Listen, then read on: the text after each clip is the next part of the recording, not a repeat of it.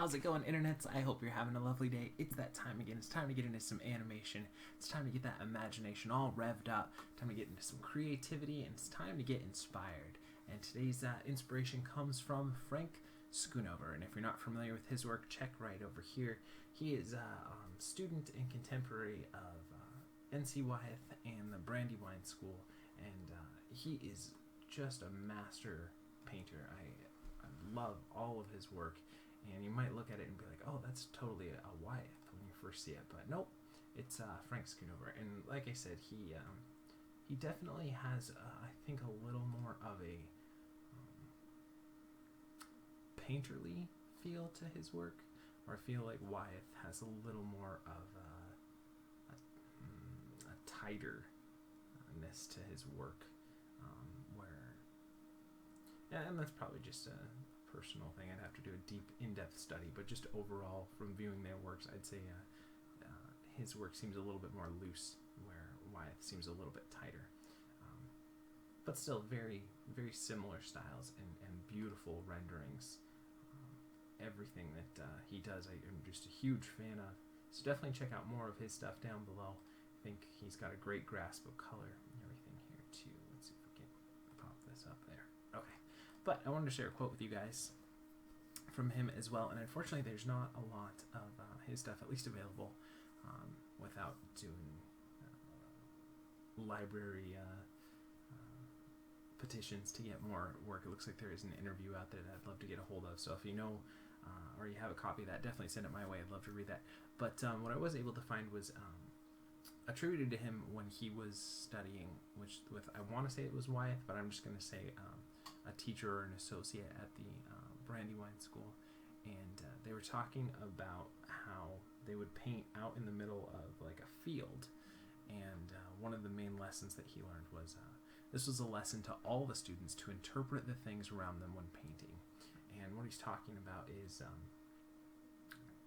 hearing the sounds that are in the room that you're in, or in the field that you're in, or the babbling brook that you're next to, or hearing the birds, or feeling the wind on you, and allowing all that stuff to influence how you're working and how your strokes are going to be, and really trying to just be in the moment.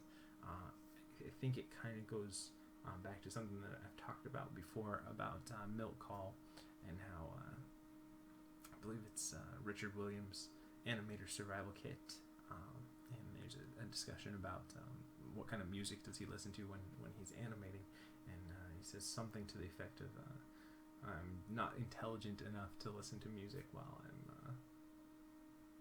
I'm animating.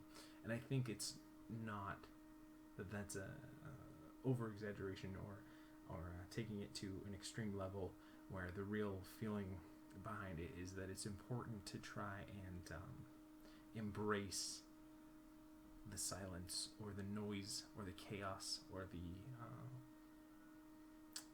solidity around you.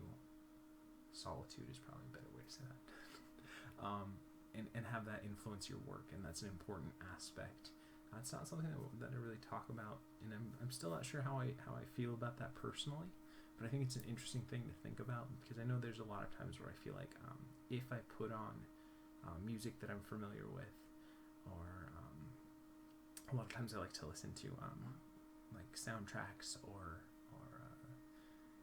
there's I love Studio Ghibli stuff, so there's I'm not going to be able to think of it, but there's like a toy box version of their music that I really like, that I'll listen to a lot, and just, but other times I definitely feel like if I'm quiet and I'm really focused, then you get into a different level, because you don't have any of those distractions. But I think in the current state of our world these days, it's very difficult to do anything without some form of distraction, or background noise, or ambient noise, or anything like that. So I think it's important just to think about that stuff, and to either use it for your advantage or be aware of it so that you can counter it as well.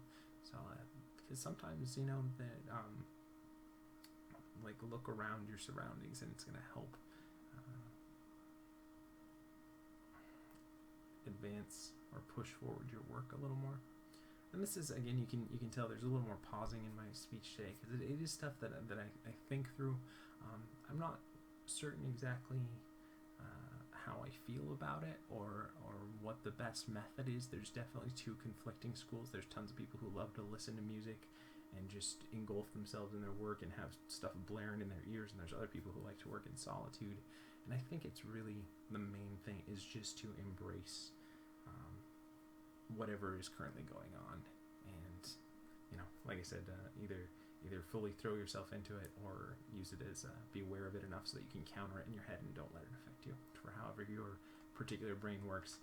But that's enough rambling and discussing of that subject for today. I think I'm getting a little long in the tooth on that one. So let me know what you guys think, though, down in the comments below.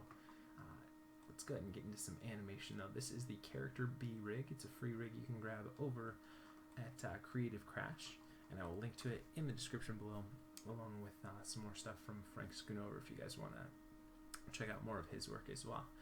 So if you're not familiar with what we'll be doing for the rest of the video, is we give ourselves 48 frames, it's 2 seconds of animation. I go off and I find a rig that I've never used before. It's a free resource for you guys to play around with, and we kind of go from there. A little bit of kind of talking through the process, just hanging out with me while I animate, maybe going through some theory or getting weird.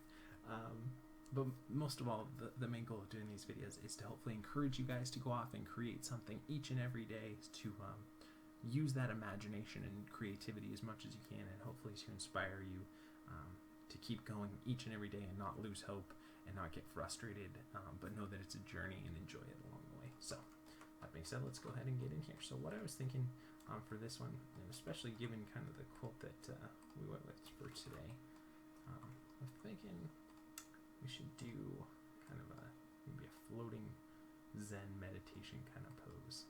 So let's see if we could do something like that.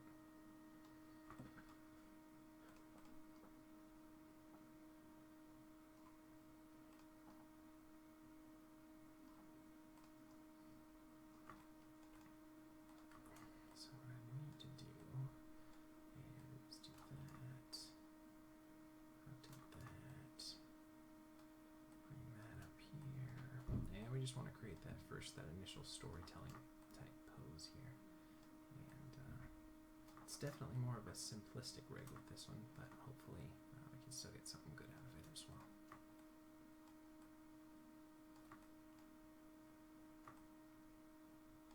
And let's go rotate that forward there. Move that over, up a little bit more.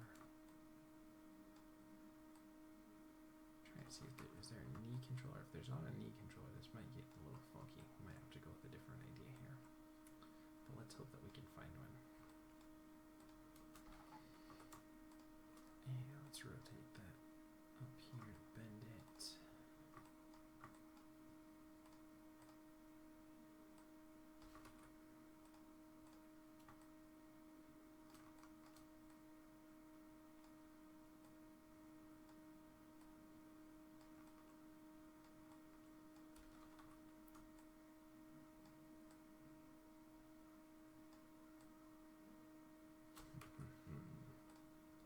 Let's zero that out again.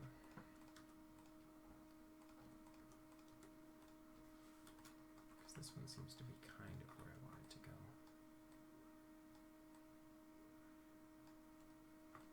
Unfortunately, there isn't a knee controller that I can see here.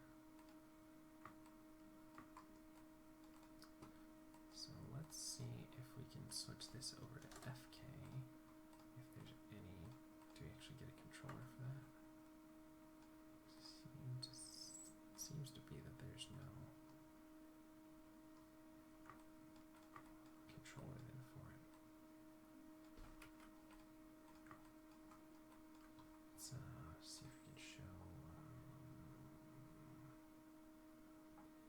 joints, maybe there. Nah.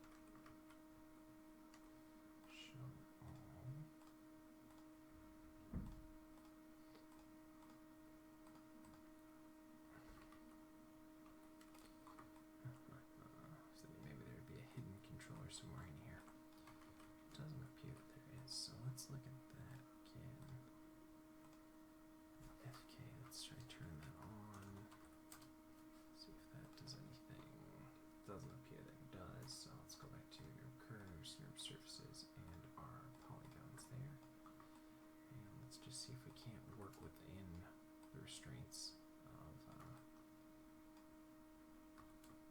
these feet here.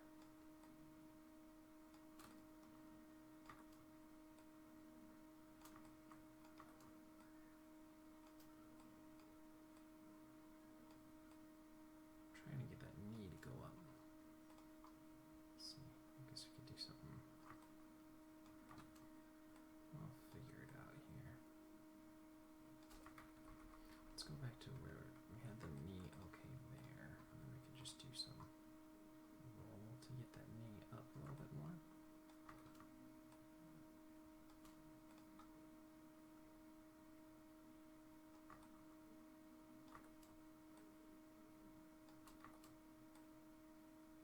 Just keep tweaking it until we get something that works. And let's turn this foot back to IK since doesn't seem to be any way to control the FK. And bring that straight up there. Bring it over here. Forward, up, rotate over.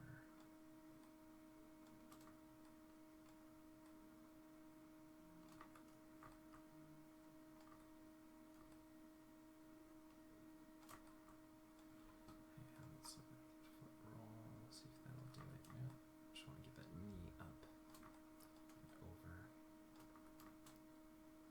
It's going to do that for us here. Okay. We'll figure it out. We'll just keep tweaking until we can get it where we want it.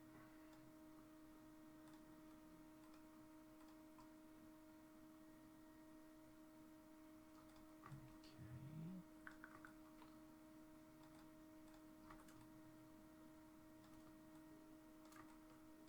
Let's at least get the feet where we want them first.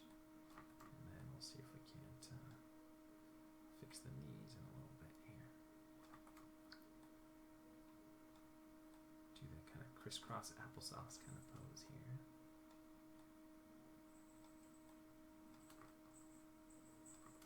Which would almost work if we could just have a knee controller. So let's see.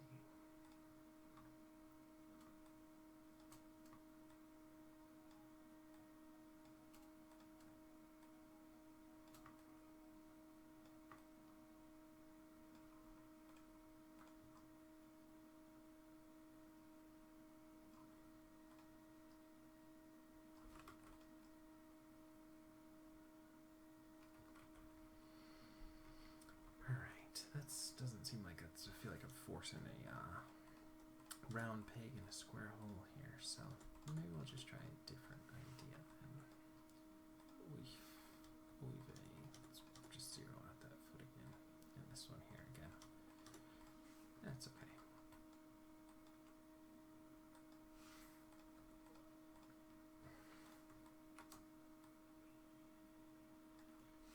Let's turn that over. Zero that out. Kind of go back here. And zero that out there.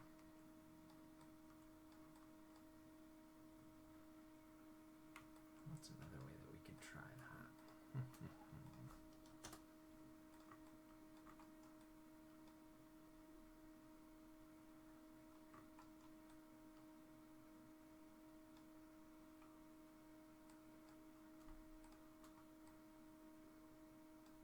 I could just do something.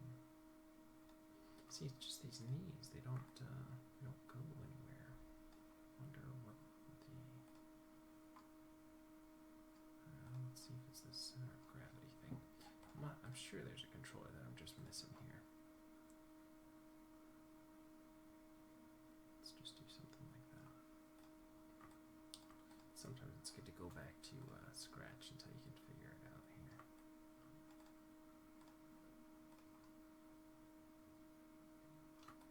Let's bring up the pelvis. Let's do pelvis again. Okay. We'll just counter that until we get something decent. And pull that back.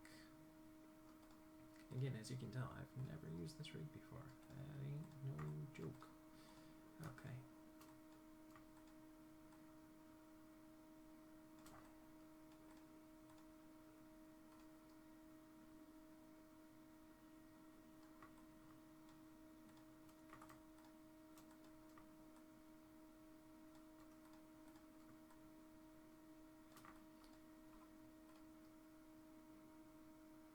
Let's try. Just keep tweaking it a little bit here and a little bit there until we get something that we can use here.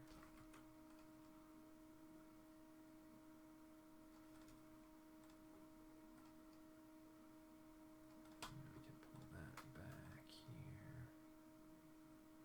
No, it's not going to do it.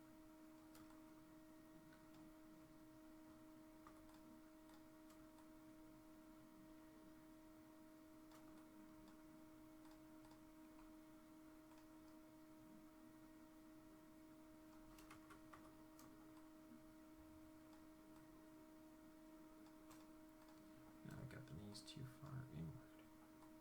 Boy.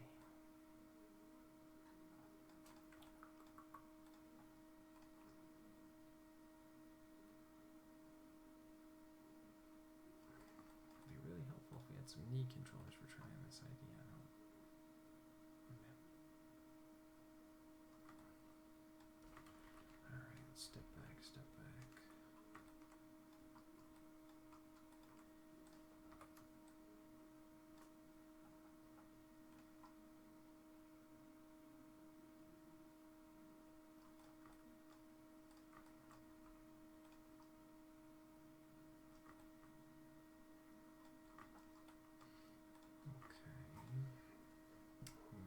Let's do some with the arms. I'm just getting a little tired and not getting some good posing out of there, so let's push that arm, bend it. Oof, that bends awkwardly too.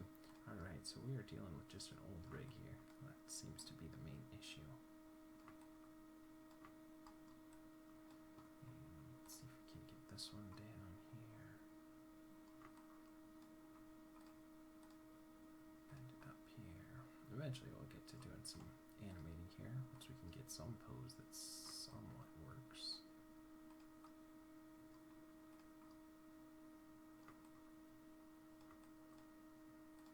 And rotate that up a little bit. Again, kind of a funky deformer there, but whatever. You can still get a somewhat of a meditation pose out of this, I think. It'll cause us to think differently for this one.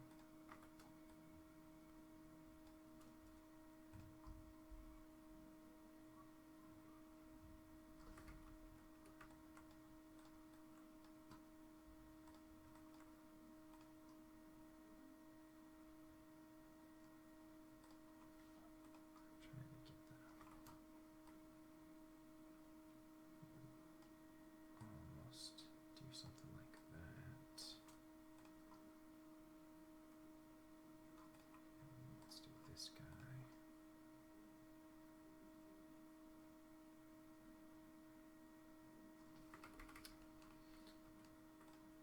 I'd like to be able to get the feet up a little, up and over a little bit more.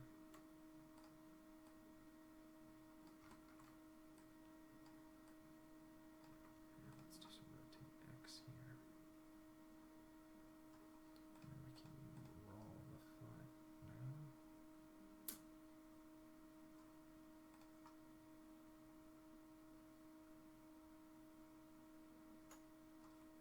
We can drop the toe. There we go. It might be almost usable. We ended up having to really crank the foot roll, the rotate, and the toe to get something. At least that might be something usable. To get into kind of a zen or meditation-like pose here. And let's drop the shoulders down. It's not the greatest pose I've ever done, that's for sure, but I think given the rig that we have and the idea that we want to do, it's at least something that's starting to be workable. Now, watch how much trouble we have animating it, but we'll see here. Yeah, let's drop the neck down a little bit more.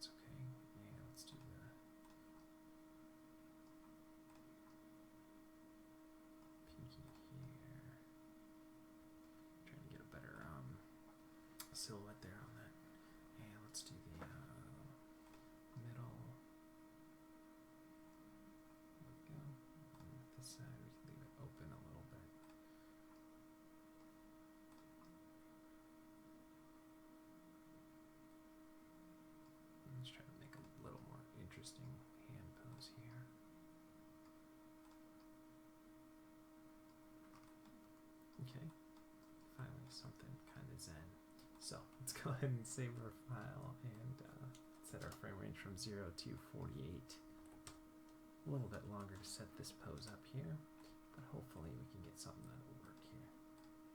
So I want to set that. Go back to 0, set that. Okay, make sure we just have our NURB curves, NURB surfaces, and polygons selected while we animate. And I'll go ahead and save our file. And we are using Autodesk Maya 2014 for this video. So definitely check out the description below if you need a link to that or want more information on that as well. So let's grab the feet and the hips. Go to 48 and we'll translate it forward. Let's see how much the knees go berserk here. Okay. Let's just grab the feet here and push them forward a little bit more.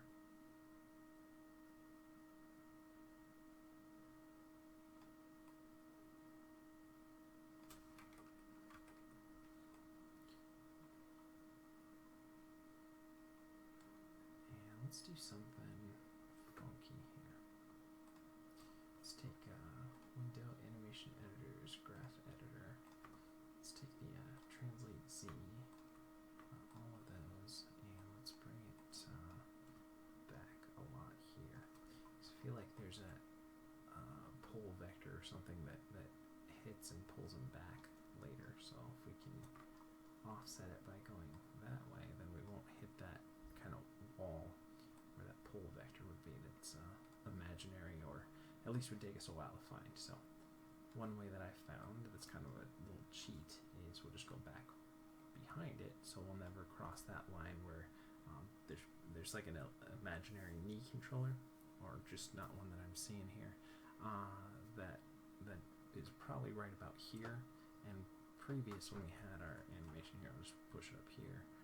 Once it hit about that spot, you see the knee starts to say that there's a key here, and it won't go past there really. It starts to deform, so we're just gonna move the bulk of our animation back further, and then we won't hit that point. So that'll allow us to kind of work through that in a different way. So let's see that now. Okay. And let's clean up the Translate Z a little bit more. As you can see right now, we're kind of easing into that last pose, so let's turn it into more of a consistent from point A to point B movement here. And let's do that same thing with the feet. We want to keep them pretty consistent with movement here as well. So let's see.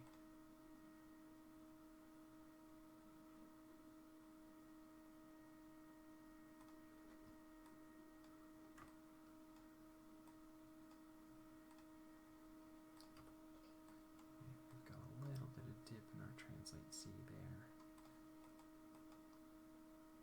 which is causing that space. It's okay to have a little bit of space, but I want to keep them pretty close to our little. So let's see.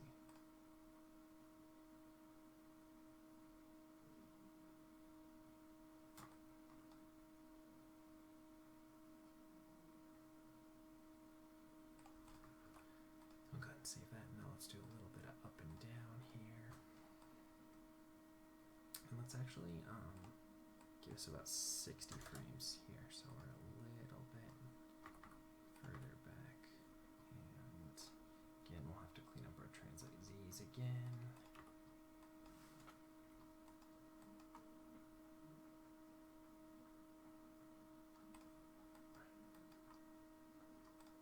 Let's see here. Slowed it down a little bit more that way. Okay, now let's grab everything. And again, this would be nice if we could do FK legs, because then we wouldn't really have to go in and approach it this whole way, but that's okay. We'll go a little bit down here, a little bit up here, a little bit down there, a little bit up here, a little bit down there, and back up again. So let's see.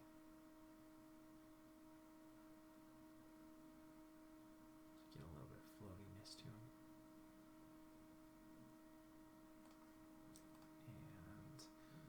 Look at everything and try to clean up that up and down. Excuse me, my stomach's gurgling here today.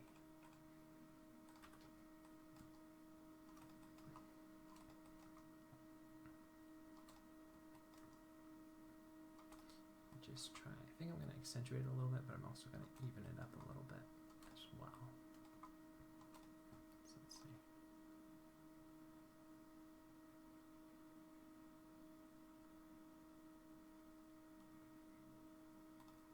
Yeah, let's look at the feet here.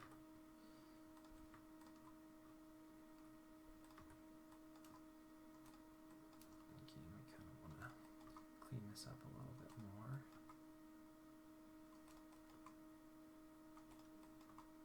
Let's see that.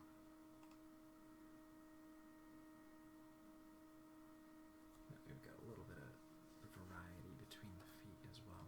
And let's take this foot and we'll push it forward a frame, and this foot and we'll push it back a frame, so we get a little bit of variation there too.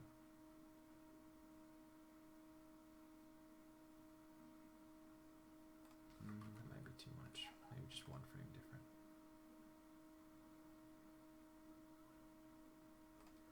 And then we could accentuate this one a little bit more.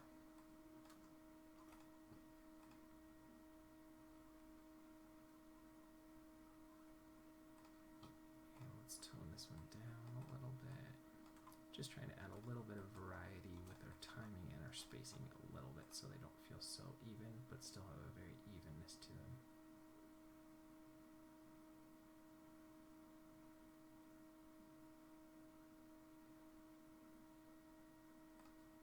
And I think I'm going to take everything and just tone it down a little bit more.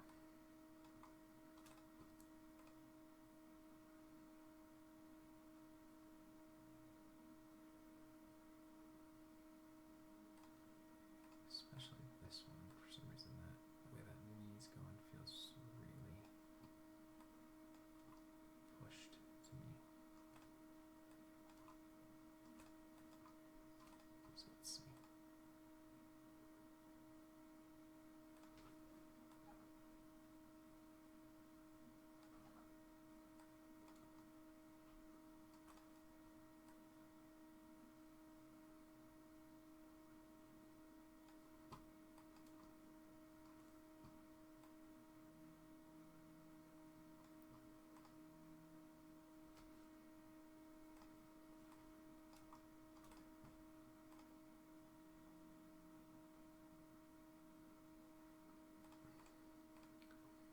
It's close.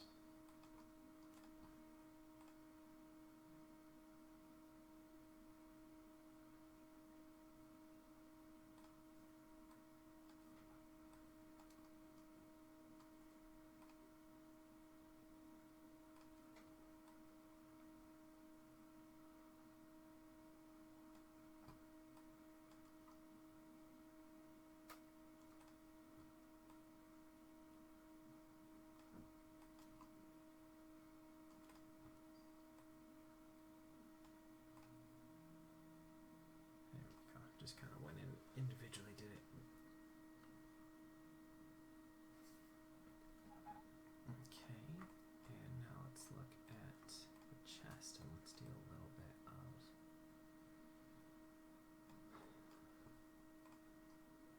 in and out here, but we'll do that every other. So this will be starting at 5 instead of starting at 10s there. And again, we don't want a ton of movement here, but we just want a little bit.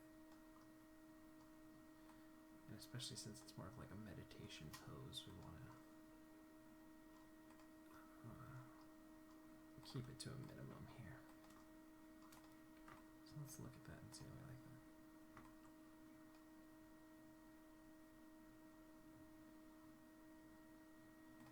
Okay. Let's go ahead and minimize that a little bit more. Maybe we'll offset it in the hips. I am a little wary to do too much rotation in the hip controller just because of how the feet are, but gotta try sometime. So let's go ahead and try and approach that a little bit. See how much we do on the knees when we just do even a little bit here. So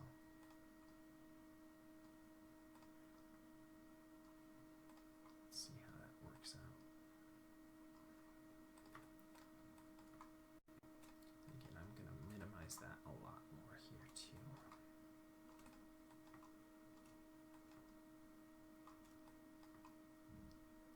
wish I could get a better cross-legged pose, but I feel like that's not something that we're probably going to see here.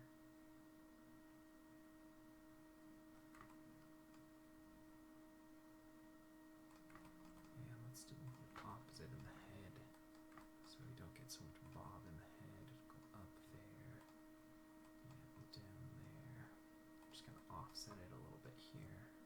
I just feel like the head was going a little too much. Let's see now.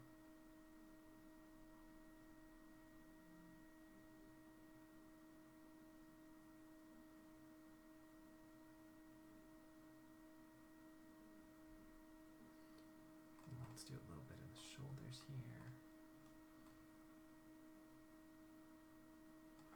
Let's go up on the shoulders there, and down there, up there, and down there. And I think I'll probably delay this about 2 frames as well. Let's see. Yeah, let's delay that at least 1 frame.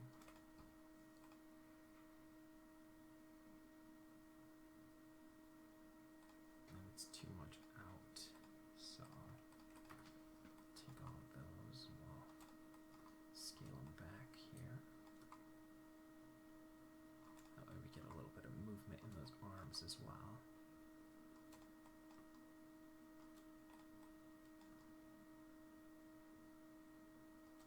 Let's see that now.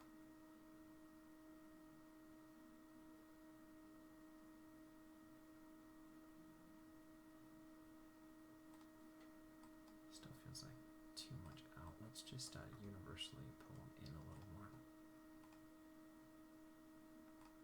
Too much. Fine line between too much in and too much out there.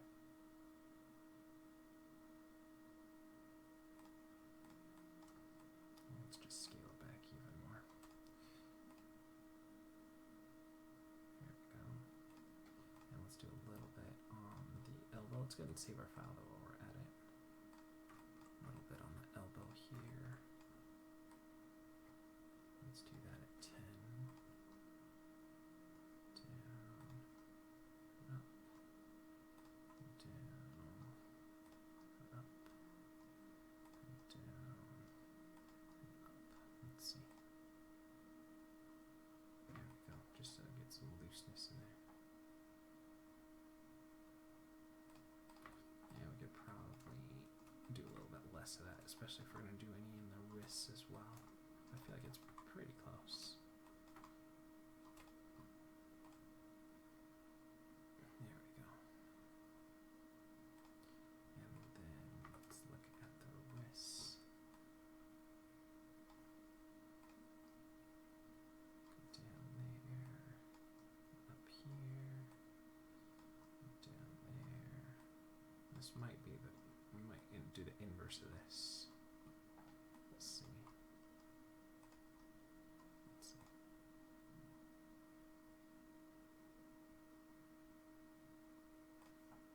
I feel like we first need to delay it about 2 frames. And then flip it. Yeah, that's what I was thinking as I was doing it. Let's see. There we go.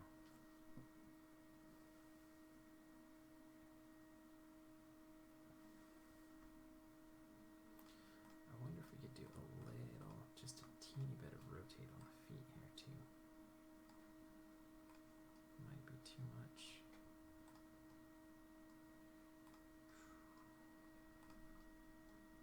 Just so much movement in those knees because of how we have it set up, so let's see. Okay, let's do the opposite of what we have and do a very little tiny amount of it. I just don't want those feet to feel too stiff. I know I can do something in the toes, but I'd still like to do something in the foot itself. There we go, that gives us at least a little bit of something there. Yeah, let's do drag there in the toe, go up in the toe, down in the toe, up in the toe,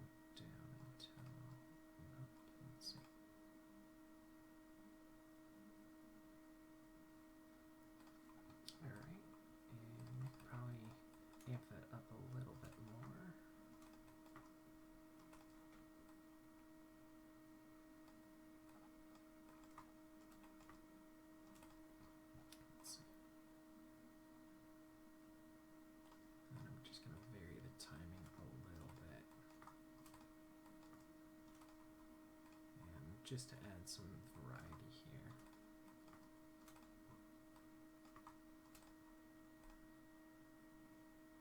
Just by a frame or two here and there, just so that both of them aren't hitting at the same time. Now, can I do a little bit of rotate here?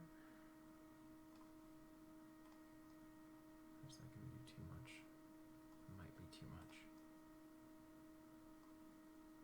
We should be able to do just a teeny bit of rotate there, I think. So I'm doing kind of a lot right now, but I'll just scale it back.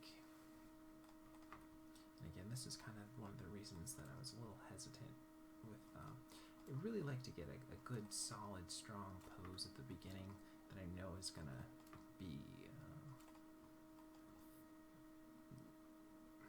I don't want to say easy to animate, but it's going to be very animating friendly. And I felt like this pose is not one of those. This is one of those ones where as I was building the pose, I knew there's going to be a lot of counter animation that I'd have to do. And that's where you have to, like, say we want to do a movement on the hand, but instead of just moving the hand, we have to move the shoulder and then offset what we do in the arm and then offset in there. And it's okay. It depends on the rig itself and the idea you're going for, but they're all things that you got to kind of consider here. That feels a little better. Probably a little bit less of that though.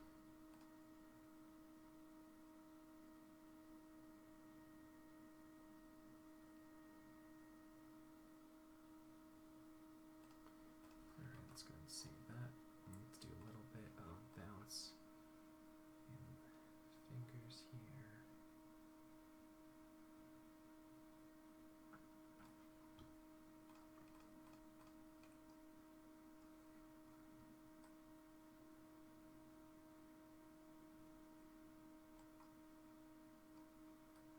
I think I'll probably go the other way with this too. But we'll see here.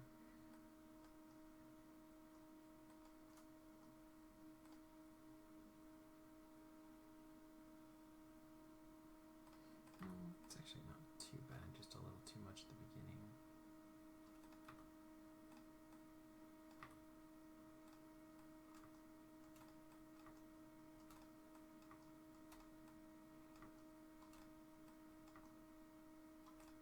Let's look at it now.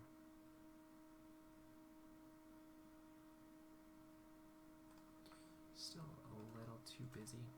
It's just something that I want them to have a little bit of recoil and everything since the wrist is moving. Let's take the index curl and I think I'll allow that to be where it is, and the pinky curl, I think I'll minimize that a little bit more.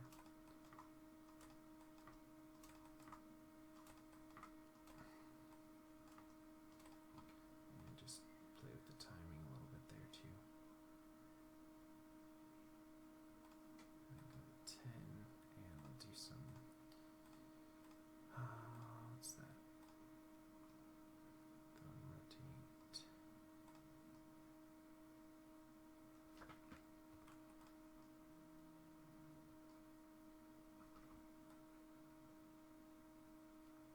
And then we'll go back there just so you get a little bit of movement in that thumb as well.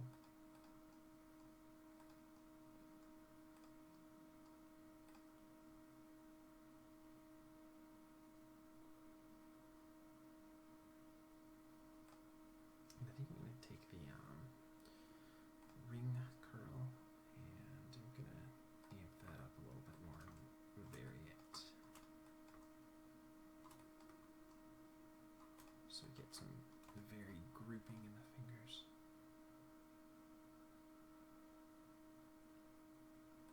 Okay, and then let's go, what did we do here? We started at 5, so we'll go 5 again here. And I'm not going to do the index, because I want to keep that kind of looping shape. I feel like that's a good thing to help sell the meditation of the pose. And I didn't want to do both hands the same way, but that is definitely a Illuminati meditation, whatever you want to call it, kind of a pose of doing that.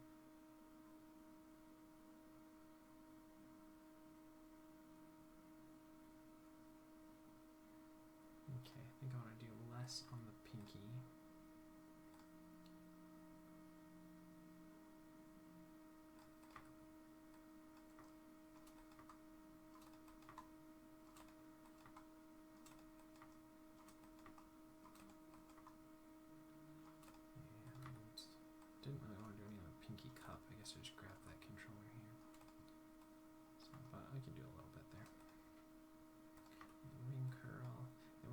notice I did do is I never really went back to overshoot that original pose, so I'm going to go back and readjust that, even that out in the middle. Same thing here.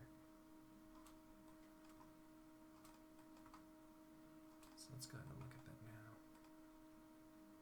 Feels a little better. Now let's take the pinky curl and we'll delay that a frame here.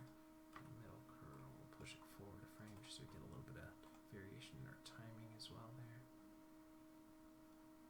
And then 10, I'm gonna do some index curl out and some thumb rotate out a little bit there. And thumb rotate in, index curl in. So we still keep the majority of that pose held, but we keep some movement in there. And I'm not going to make this too precise, just try and keep that same shape there.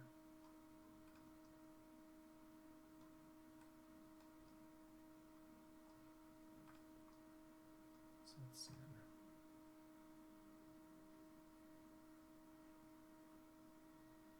maybe a little too much.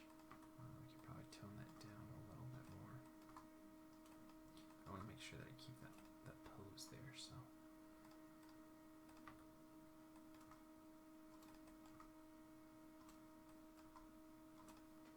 Let's make sure that we still keep that and don't really break that. That's okay.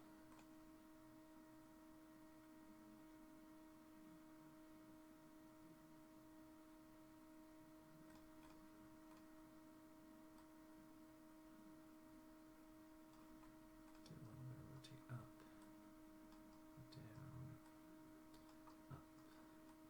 And it's still a base 10 kind of animation here, but want to vary the timing where we can. I feel like there's too much and it needs to be about a frame later. And a little more up and down, and not just down kind of feel. So let's look at that now.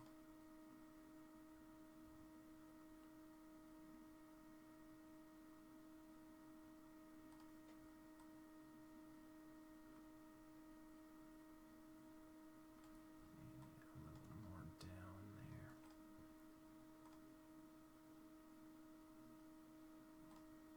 And let's just tone down the whole thing.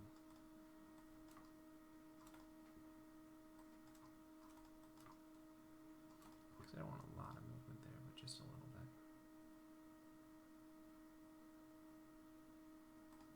Probably even about 3% less than that.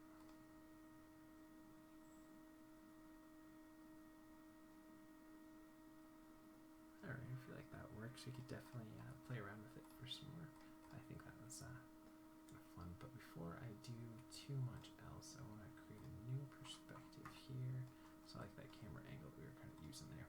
And create another cube. And move that over so that we can kind of accentuate that he is hovering there. And let's scale it over and scale it back there.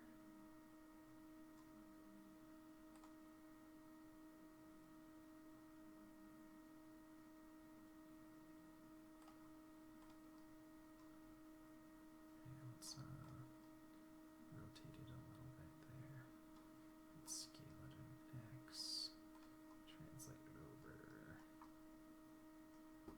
Scale it in X a little bit more.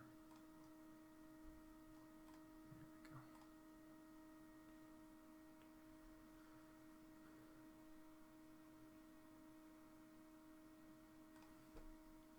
And I think I'm going to just tilt the camera a little bit more.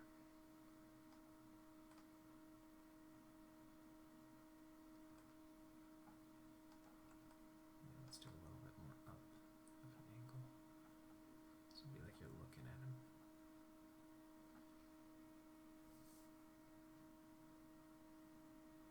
Alright, I think that works. So let's take a look back at where we started. We're looking at a beautiful work of Frank Schoonover, and he said this was a lesson to all the students to interpret the things around them when painting.